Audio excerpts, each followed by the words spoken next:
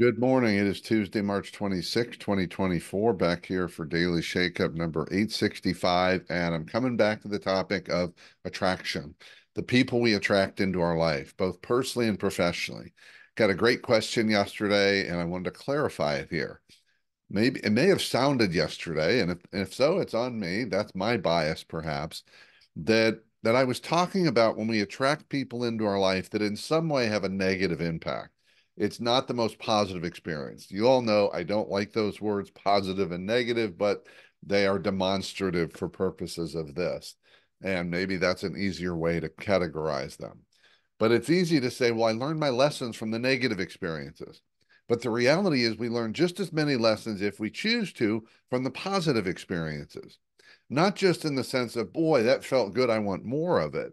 But for example, we attract someone into our life, we get something that we really like having in our life. We like how they are, we like how they are with us.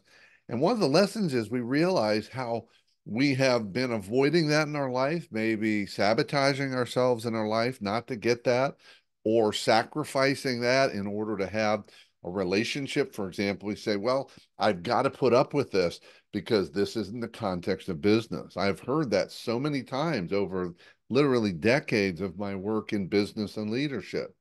So here's the thing about lessons. We can typically, when we have a positive experience, we often don't learn the lessons because we're just so busy enjoying the positive experience. And it's great, enjoy it, but also learn the lesson, especially about what you can do to secure more of that into the future and attract more of that. We also, however, when we have the negative experience, while we think that might be a learning experience, we often don't actually learn the lesson. What we do is we say, I want to avoid that. And we set our intentions or our minds, or I'm not going to let that happen again. And it keeps repeating itself. Why? Because we didn't learn the actual lesson.